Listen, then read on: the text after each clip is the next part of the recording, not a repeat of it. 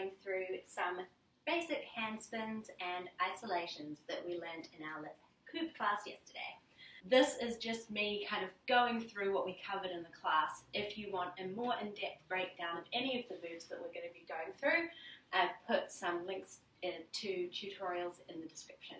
I'm using a 90 centimeter diameter HDPE hoop, and I would recommend using about this size. Maybe a lighter hoop is easier, but really this does work with whatever hoop you've got. So grab your hoop and let's get going. So we started with a hand spin, and this was just a basic spin on our hands in front of our thumb, with our hand just going up and down.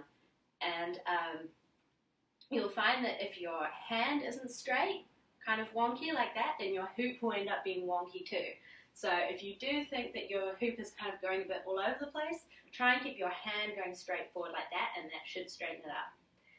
So we are using our right hand first, and our hoop is spinning to our left in an anti-clockwise. And what we're going to do is we're going to turn around so the hoop is staying in the same place. So we're going to turn to our left in the same direction that the hoop is turning. And when we get to the back, we're going to squeeze the hoop as it comes down, swap hands with our thumbs together, and keep going. So the whole time this hoop is spinning anti-clockwise, that doesn't change. Prayer hands in the middle to change over. And let's try it again. So we're turning to the left, keeping our fingers facing forward. Squeeze, pass over, and back to the front again. Join your hands together. You just wait for the opening and put a hand in, and then slip the other hand out again. You can do this in the other way, so squeeze. And this time, we'll be starting with our left hand. So wait for the gap and put your left hand in. Then we're going to be, our hoop is spinning to the right, and we're going to be turning to the right. When we get to the back, we'll squeeze as the hoop comes down. Thumbs together, and back around. I just did that nice and slow so that you can see. Squeeze, pass, keep going. Cool. So next we worked on some isolations, and this is kind of the same as spinning, except how I explained it was instead of the hoop moving around your hand and your hand staying together, when we do an isolation, the hoop, we're trying to keep it as still as possible, and our hand and arm and really our whole body does all of the work to keep that hoop looking still, and that's what creates this kind of magical floating effect with the hoop. So we started with our hands at the bottom, right hand with thumb facing to our left, tracing up the inside of the hoop to the top, pinkies together at the top, take the other hand out, and pinky down. So this is called a two-handed isolation because you're moving both hands. You're using both arms to get the full circle going. So change over at the top and bring down at the bottom. And something that can happen if you have quite a big hoop or you're not moving your arms enough, you can end up doing the right hand motion, but you're actually moving the hoop. So what can be really useful is to get in front of a mirror, if you can, even if it's just in your bedroom mirror or something like that. Or what I do as well is if you're practicing outside, you could get beside a window and you can see your reflection in the window, or video yourself. Anything can really just help to see that the hoop is staying as still as you can get it. Once you've sped this up, you can do it in the other direction. Everything can be done in both directions in hooping, and it's great to practice both from the start, so that we don't get into this trap of being only doing things on your dominant side, which I'm definitely guilty of. So once you're feeling confident with the two-handed isolation, there is a one-handed isolation, and this uses one hand the whole time. So when we get up to about here where you can't push your hand any further, you do a quick change over. The hoop will actually roll over the back of your hand, then you catch it on the way coming down.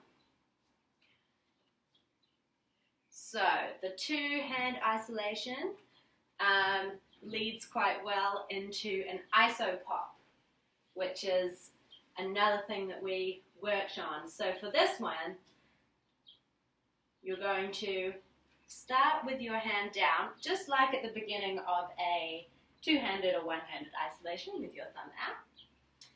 And then you are going to push the hoop out in front of you like this. See how I'm now facing on the side because that's kind of easier to start with.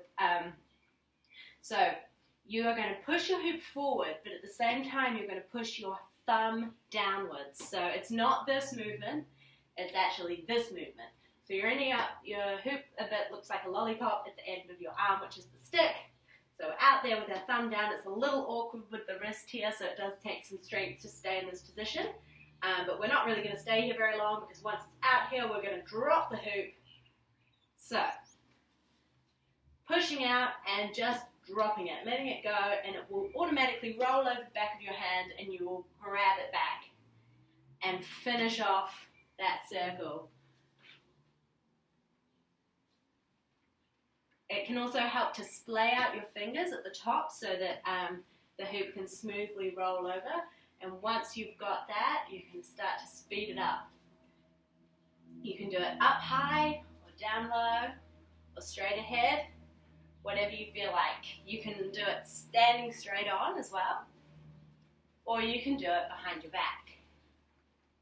And the last thing we worked on was a barrel roll. That's what this one's called. So this was another kind of isolation move because the hoop's not moving but our body is. And we start off with our hands inside like the smear or orbit that we were learning last week. And then we hold it at the front and we will bring our left elbow over our head, lean back and come around again. So this is another useful one. With a mirror, really helps to see what you're doing. You can do it the other way, so bring your right elbow over your head and then back round and the hoop's still where it is. So these were all our moves, and as you can see I haven't kind of really put together a flow session as such this time because they actually all go together really well and you can do it in any pattern that you feel is right for you. So a lot of these movements, our hands are on the inside of the hoop, and this is actually a really cool place for them to be because you can do so much with this. So we can go from here into a two-handed isolation. We can put our hands out to the side, do an orbit. We can do a barrel roll. We can even go back into our move from last week that can get you onto your body if you'd like. So any of these moves where our hands are on the inside of the hoop, you can quite easily flow between them. And once you start doing that, then you'll start to have some real fun and get dancing with your hoop. Cool! So, thank you for watching and we'll see you next week, Hoopers.